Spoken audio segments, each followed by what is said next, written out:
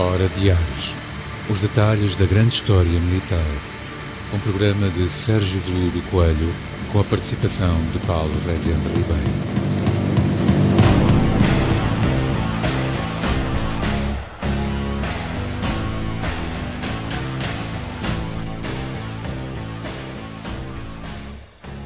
Aqui na Hora de Ares, hoje vamos falar de Portugal na Grande Guerra.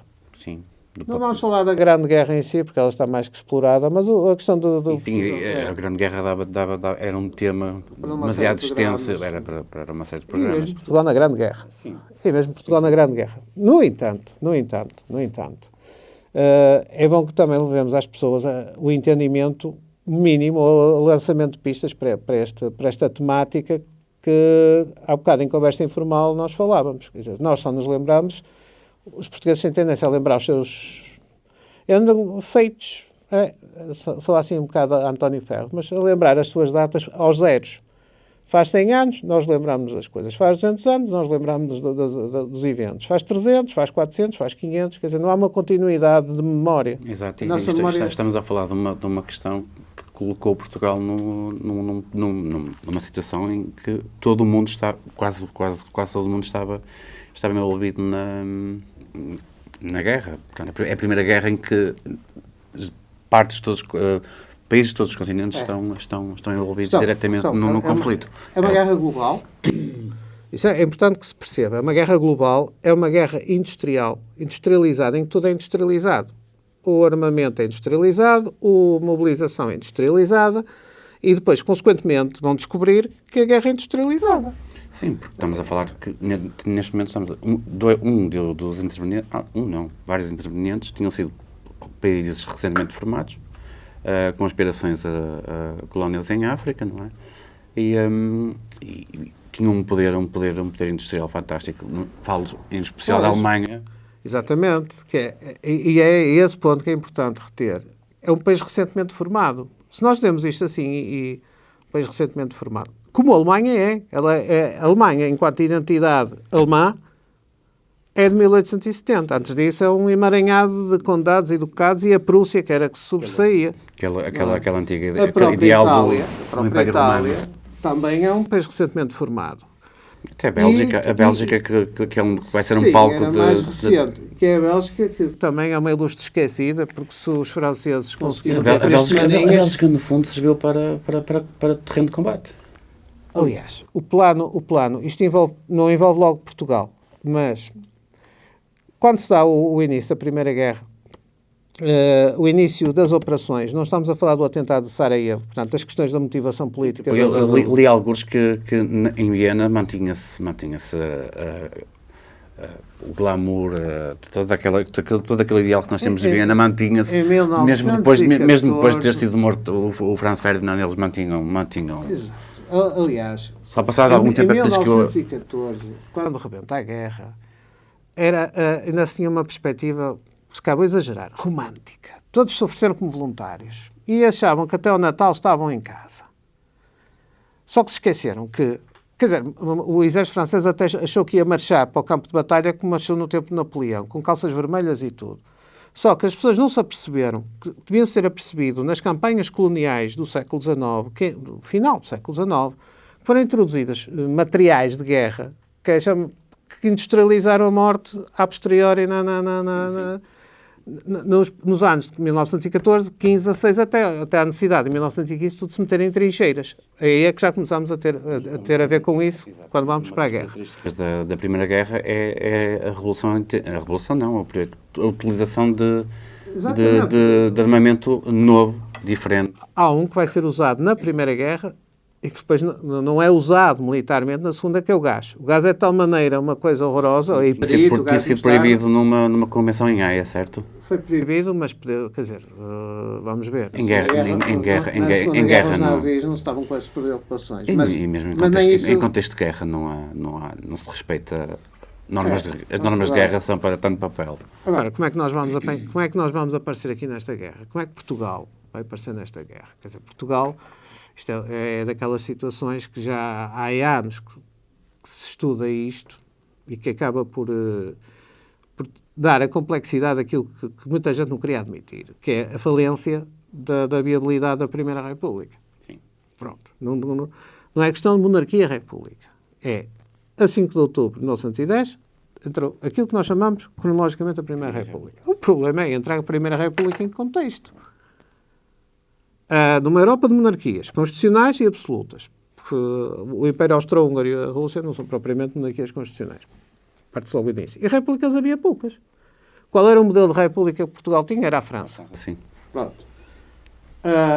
Agora, a somar a isso, temos uma Primeira República que degenera quase numa guerra civil latente. Aliás, o professor António Telo, da Academia Militar, ele afirma em vários sítios, e Nuno Severiano Teixeira também.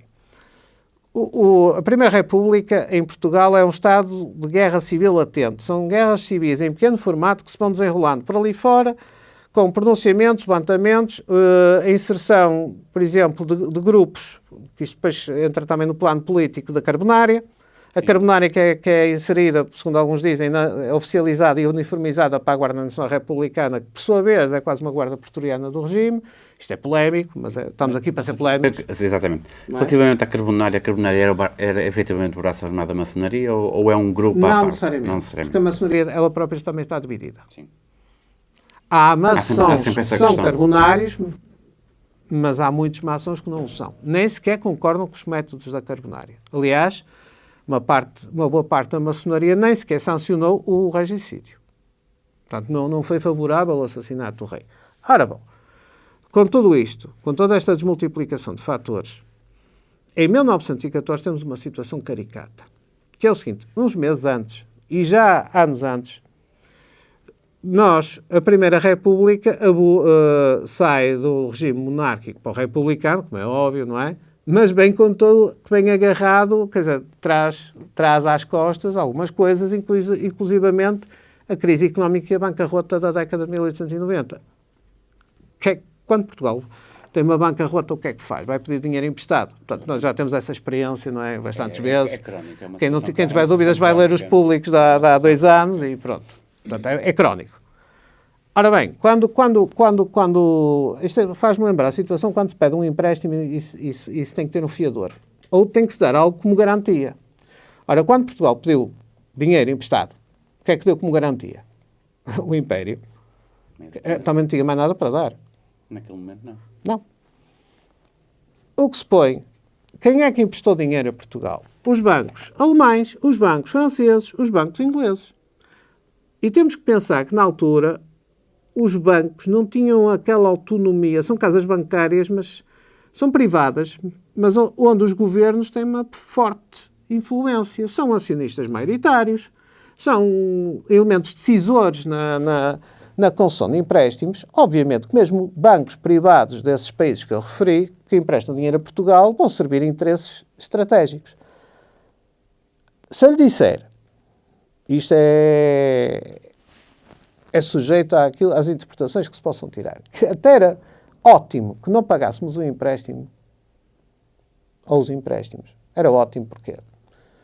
Porque é que os alemães, porque é que os ingleses, os franceses nem tanto, mas sobretudo alemães e ingleses, pediam por favor, sim, está bem, não paguem. Porque se não entrássemos em cumprimento, penhoravam-nos as colónias. Sim, era uma estratégia mais eficaz de conseguir lá chegar. Em 1913, há encontros entre os dois governos, o governo alemão e o governo inglês, a poucos meses de declararem guerra um ao outro, para a partilha das colónias. Sim. Isto vai explicar porque é que nós vamos entrar em guerra sem entrar em guerra. Qual era o prémio do leão? Se formos assim, um bocado simplistas, a Moçambique ficava para os ingleses, porque há anos que invejavam Moçambique para ter portos para o Índico. Angola era uma oportunidade para juntar. Isto aqui é que a interpretação da Angola tem que ser cuidadosa. Angola, os alemães tinham interesse, porquê? Porque iam juntar o que é hoje a Namíbia, a África Oriental Alemã, que faria pressão sobre a recém-formada União Sul-Africana. Ora, a União Sul-Africana também tem história que se lhe conte. É uma construção feita pelo Império Britânico de apaziguamento com a população Boer, de ascendência holandesa, mas que boa parte não se tinha esquecido nem da Guerra dos Boers, em 1900, a última, porque eles tiveram outras. Não se esqueceram dos campos de concentração que os ingleses inventaram para meter as mulheres e os filhos dos Boers que estavam a combatê-los.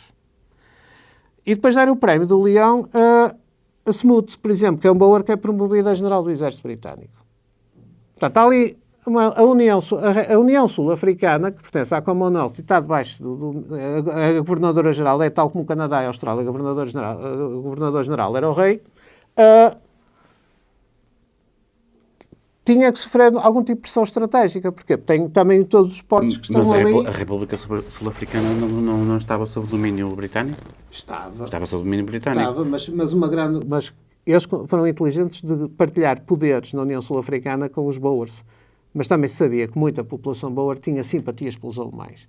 Ora, parte da África do Sul fazia fronteira com a África Oriental Alemã, que é hoje a Namíbia. Sim. E a Namíbia fazia fronteira com a nossa África Ocidental, que era Angola. Portanto, se os alemães ficassem com Angola, ficavam com uma parcela de território para o Atlântico que faria pressão sobre aquele setor da União Sul-Africana.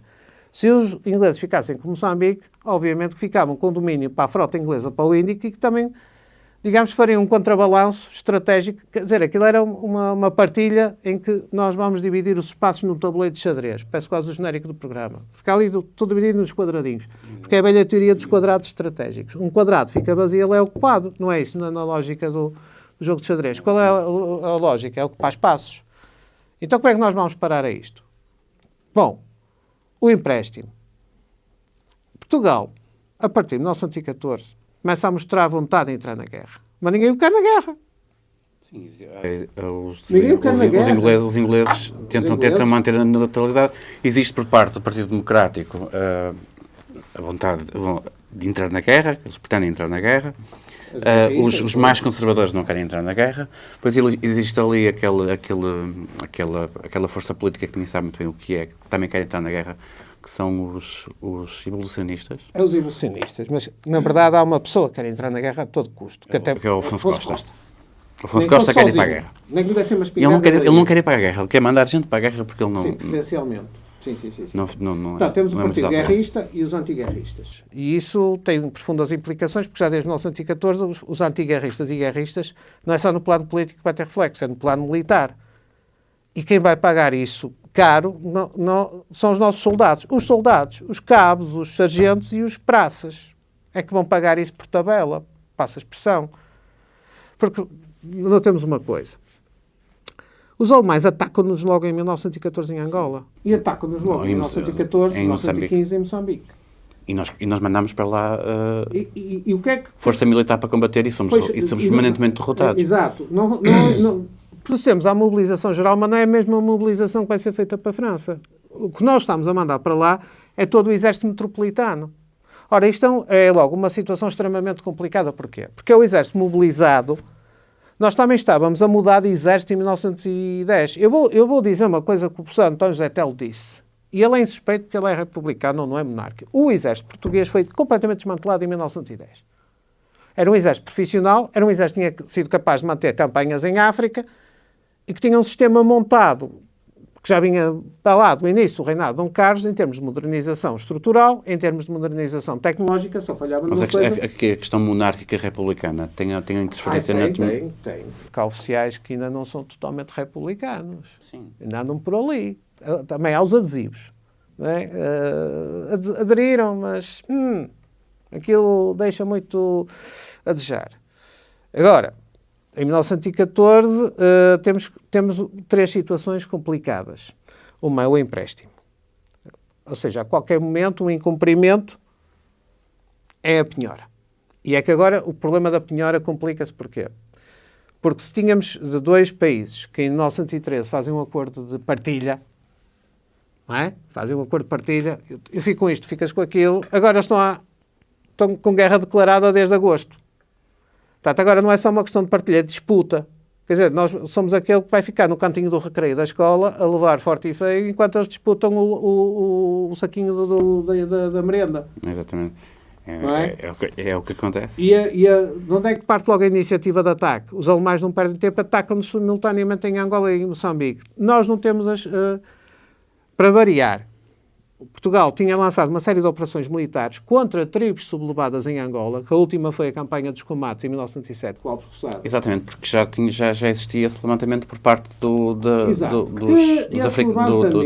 das pessoas que viviam, neste caso dos colonos. Esses levantamentos tiveram sempre mão por fora. Os de 1894 tiveram mão dos ingleses, os de 1907 possivelmente também têm influência externa. Que é para empurrar os portugueses para fora, tornarem sustentável a presença portuguesa. É sempre alguém que os em 1907 as coisas correram mais ou menos bem. Agora, em 1914, está um Estado completo em preparação. Porquê? E vamos deixe-me só dizer uma coisa. O exército português entrou em serviço militar obrigatório.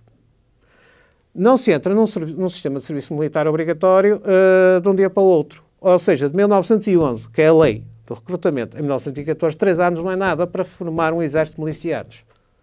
Porque para formar um exército de milicianos é preciso criar uma tradição miliciana. Miliciana do género incorporados, como eu estive no serviço militar obrigatório. Isto é preciso método, é preciso... Olha, do género, era preciso ter soldados alfabetizados. Sabe onde é que começava logo o maior problema? Dava-lhe uma espingarda para as mãos. O Paulo era analfabeto, levantava a alça da espingarda e não sabia ler os números que estavam na alça. Era preciso ensinar-lhes a ler de 100 a 600. Não era de 0 a 10. De 100 a 600. Que era para ler a alça da espingarda. Provavelmente. Ficávamos por aí. Se calhar estou a exagerar, mas 90% da população era um exército que não era mal equipado tecnicamente, que não podemos ir por aí. Também não podemos ir para aquela teoria que vamos aí pelas pessoas que estão aí no café. Andávamos quase de arco e flecha. Não, é mentira. Tínhamos um exército tecnologicamente bem equipado. A questão era... Não sabiam utilizar o equipamento. Não havia ainda pessoas capazes de utilizar o equipamento. Segundo problema, a meritocracia no exército. Dou a quem doer, é que as promoções oficiais e o bom parte do corpo de oficiais foi saneado na monarquia. Então o que é que começa a aparecer? Uma geração de oficiais, não é uma questão crítica, mas que são muitos nomeados não por meritocracia, mas por afiliação política. Ou seja, se são os republicanos, o PRP que está no poder, os oficiais que vão ocupar o lugar-chave nos Estados-Maiores e dali para baixo nos escalões do exército são nomeados porque são fiéis ao PRP. Se bem os evolucionistas... Não sabia disso. Mas isto tem um efeito brutal. Vai ter um efeito brutal que se nota de 14 a 18. A nossa intervenção na guerra vai ser pautada por raros oficiais. Raros. Vou exagerar propositadamente, porque depois eu posso ser apedrejado na via pública, não me importa. Raros oficiais tinham mérito para assumir as posições que assumiram. Basicamente. O Marcelo Gomes da Costa, neste caso. O Marcelo Gomes da Costa, curiosamente, vai ser um oficial que consegue dialogar com os ingleses. Nós até estamos a adiantar, que nos costuma dizer um bocadinho na cronologia. Nós nomeámos, por exemplo, a comandante do CEP, o Tamagnini. Sim. Quer dizer, ele faz-me lembrar o Saldanha, ele já era muito idoso. Ele, o homem, coitado, depois chegou a Flandres, ele já tinha uma idade, era já demasiado idoso para assumir aquilo. Mas a questão também não é essa. É a impreparação das tropas. Em 1914, voltando às colónias, a situação em Angola é terrível. Os nossos homens são mandados para Angola e depois para Moçambique em expedições que, como eu digo, é a guarnição metropolitana e onde é que dos alarmes. Se um dos motivos que nós queremos entrar na guerra e não nos querem lá, os ingleses não querem porque é a mesma coisa que estamos a pedir para lhes pagar o jantar. Paguem-nos o jantar, têm que nos dar tudo. Que já tinha acontecido 100 e tal anos antes. Tiveram que nos dar as fardas, a guerra peninsular. Sim. Ora, os ingleses não estão para... O quê? Vamos agora sustentar duas divisões só para eles provarem o que é. O que é que nós queríamos provar? Primeiro, qual era a maneira de evitar que nos penhorassem as colónias? Obviamente, entrar na guerra. Do lado de quem? Dos aliados, porque era a tendência natural. Sim, o tratado mítico com a Inglaterra. O próprio reconhecimento da República no seio das nações. Há essa preocupação. Claro, que nações? Dos aliados, porque também, ideologicamente, é o alinhamento. Terceiro fator. É que, nesta altura, e já um tempo antes, o rei Afonso XIII de Espanha pronto, aquilo é cíclico, está-lhes no sangue, está-lhes no ADN, começou a pensar, anexar Portugal. Pronto. Eu já os desculpo, pronto, é um hábito, é um desporto nacional de Espanha, de vez em quando acordam, vamos anexar aquilo. Corre mal, para já, pronto, desde sempre correu mal. sempre foi mal. Quer dizer, durante 60 anos não correu, mas pronto. Ora bom, são motivos mais Isso é um bocadinho questionável. Eu nesse ponto, acho que o Filipe tem... O Filipe é o herdeiro. O Filipe é o herdeiro do... O Paulo é para um programa sobre isso. O Filipe é o herdeiro do trono, portanto... Sim, ele tem direito. Mas voltando à guerra, senão daqui a pouco estamos no... Mas a questão é esta. A questão é esta. Temos todos os motivos, legítimos ou não, para querer forçar a entrada na guerra. A verdade é que nem forçamos. Quer dizer, nós forçamos, mas somos forçados a combater. Somos forçados a mandar homens para um teatro de operações extremamente difícil, que é a África, em que os homens não estão habituados de maneira nenhuma, não estão preparados para aquele teatro de guerra, nem levam logística preparada para aquele teatro de guerra logo de imediato. Sim, porque eu li alguns, não sei, agora não me recordo, que a primeira forma de guerrilha foi criada por um general alemão, um tenente alemão, que estava em África. A forma de guerrilha não será bem isso. É o Leito von Warbeck. Exatamente. Esse general é o máximo, porque ele só sabe uma semana depois que a guerra tinha acabado, porque alguém disse Mein General, der Krieg ist kaputt. Aber ja, isto é alemão. Depois põe umas legendinhas no fundo. Quer dizer, ele de tal maneira que se escapava pelo meio dos aliados que ninguém o apanhava. Isto em Moçambique, desde 1915 até 1918. Ora bom, os nossos homens chegam lá e vou-lhe dar um exemplo. Temos fraude do género. É solicitado para Portugal quinino, em pastilha. Porque era por causa das malárias. Chegavam lá pastilhas de farinha. Sim, a maioria deles... Estamos a falar de fraude. Exatamente. Os homens chegavam lá, levavam roupa que não era sequer adequada para aquele teatro de guerra. Levavam roupas de mescla. Quer dizer, a mesma roupa da metrópole era usada em Angola. Tinham calor. Não é uma questão de ter calor, é uma questão de salubridade. Os hábitos de higiene daqueles homens que eram recrutados, quer dizer, eles eram recrutados, faziam parte da guarnição metropolitana. Quando chegavam lá, aquilo que exigia higiene por força das circunstâncias, dado ser um clima tropical, inexistente.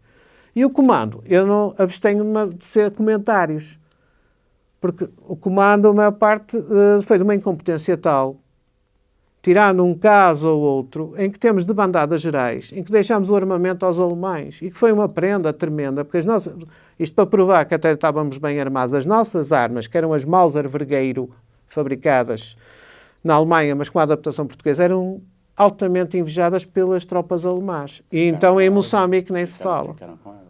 Em Moçambique, uma das grandes aquisições do Leito von Warbeck na fronteira do Rovuma foi quando ele capturou cerca de 4.000 espingardas portuguesas com não sei quantos milhões de cartuchos.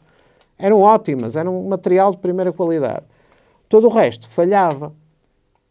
Ou seja, em 14, qual é a nossa sorte em Angola, nesta guerra não declarada? É que em 1915 a União Sul-Africana e os ingleses pressionam de tal maneira a África Oriental Alemã, portanto na Namíbia, que os alemães se rendem. É a nossa sorte. Portanto, vai-nos poupar, digamos assim, vai-nos poupar um combate direto com os alemães.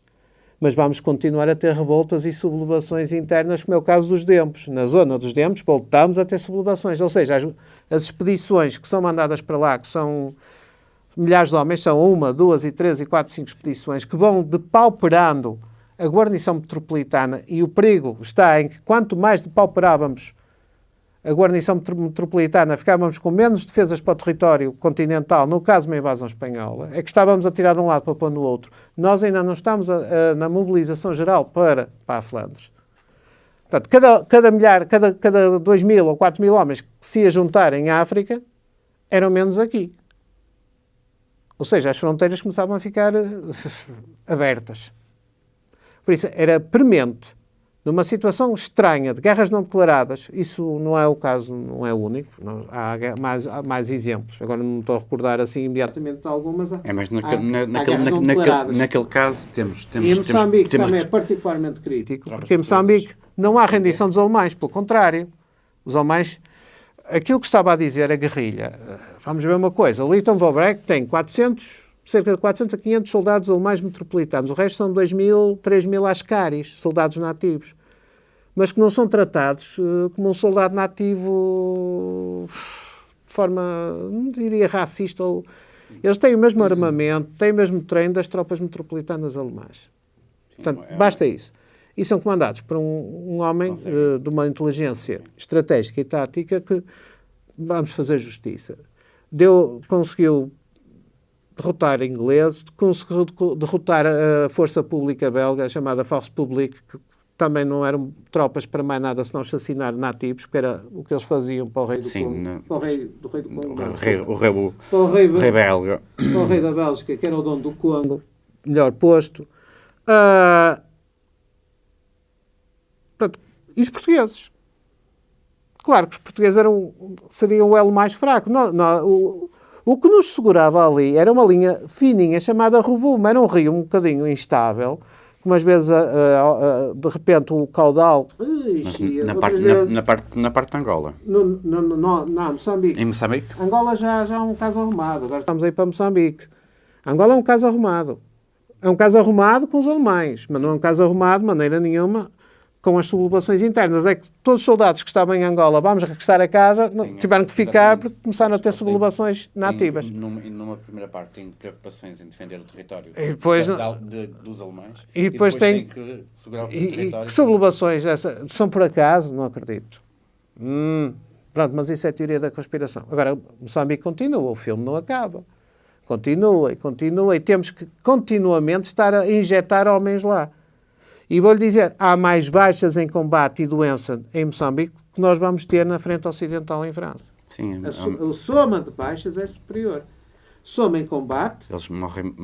E morrem como tortos com doenças. Exatamente. Os nossos homens disenterias, malárias, porque simplesmente, como eu disse, primeiro, falta de hábitos higiênicos. E os oficiais não os impunham. Segundo, as medicações que não chegavam lá. Era farinha. Pronto, o caso da farinha.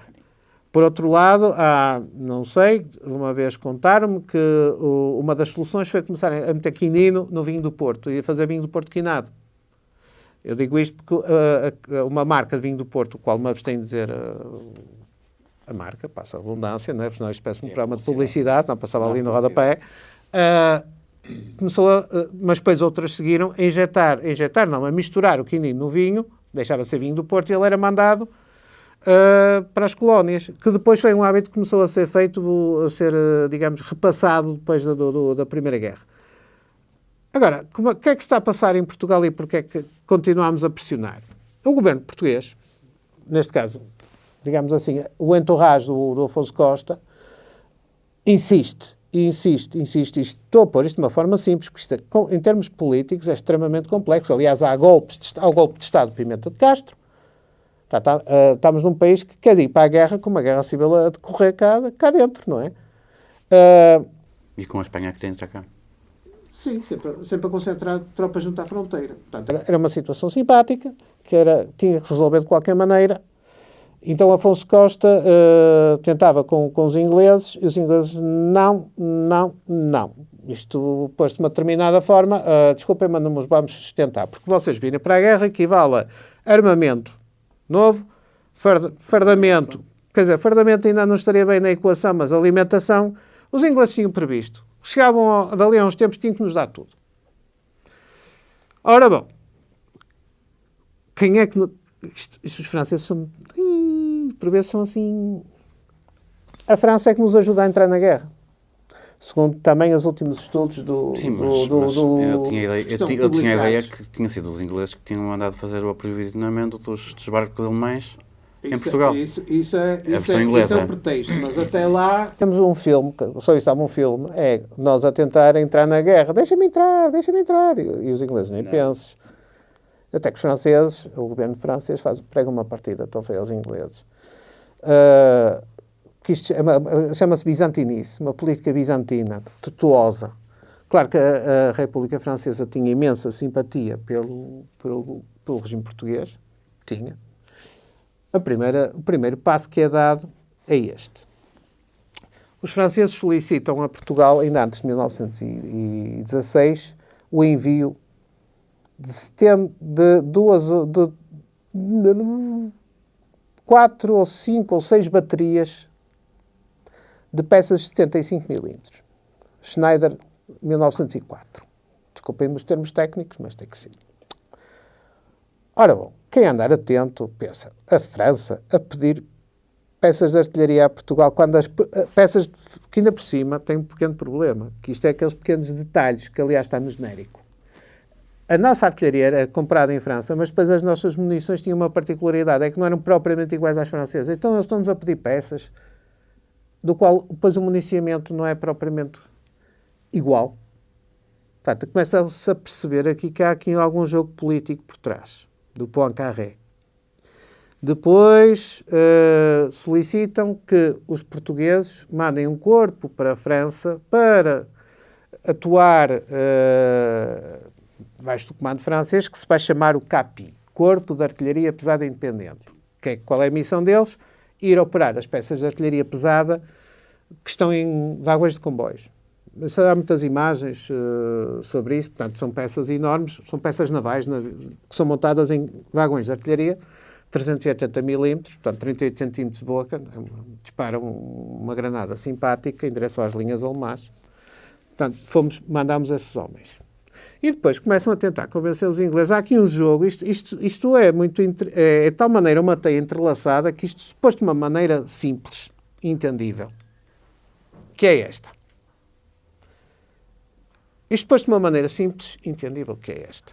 Os franceses puseram-se a dizer aos ingleses: deixem ver os portugueses que nós até pomos no nosso setor, que era um setor completamente oposto em termos geográficos, era para o lado das Ardenas. Nós pomos lá sossegados, deixem-nos entrar em guerra. Mas tem que partir de vocês a iniciativa, porque vocês é que são os aliados naturais. Eu não sei como os ingleses queiram nisto.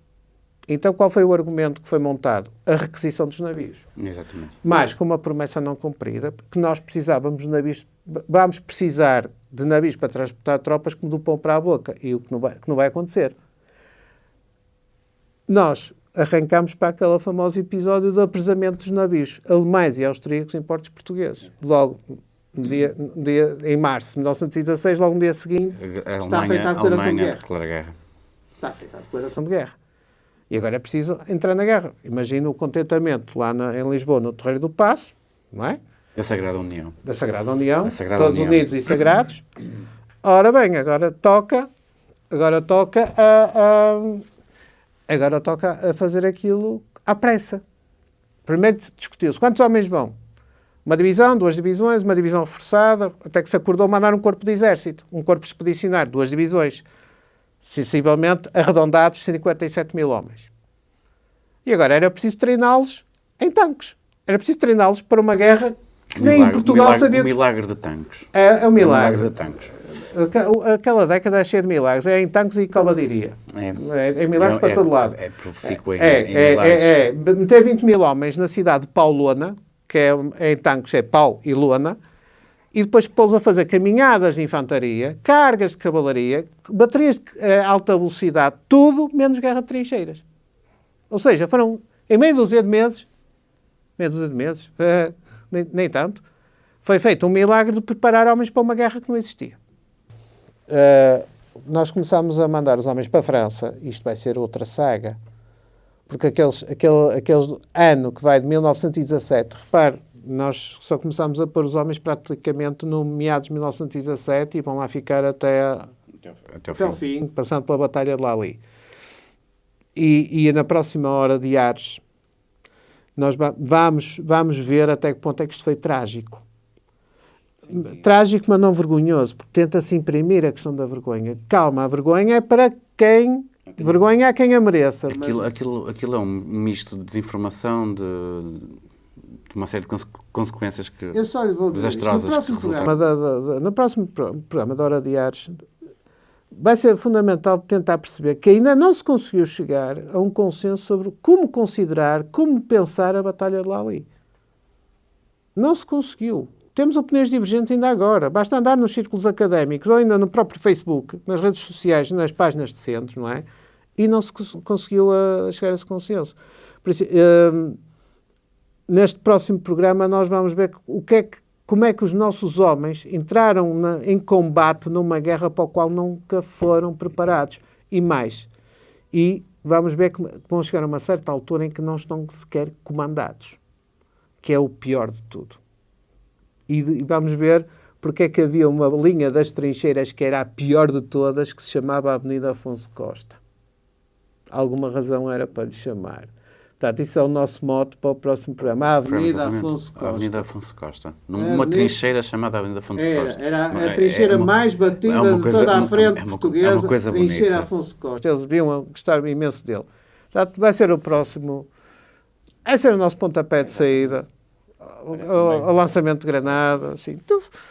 Assim, Avenida Afonso Costa. Está bem, Paulo? Ficamos por aqui. Vamos ter muito que falar sobre a frente ocidental. Na próxima hora de Ares, vamos ver os nossos soldados na Flandres e vamos ver realmente a tragédia que se configurou ali até o 11 de novembro de 1918. E a tragédia não acabou 11 de novembro de 1918, continuou depois, porque os nossos soldados, os nossos homens que ficaram prisioneiros, muitos deles só estavam a regressar a casa em 1920, a pé. Porque, para variar, o governo português nunca vai buscar os seus homens a lá nenhum. Não lhes pagou a viagem de regresso. Até à próxima hora.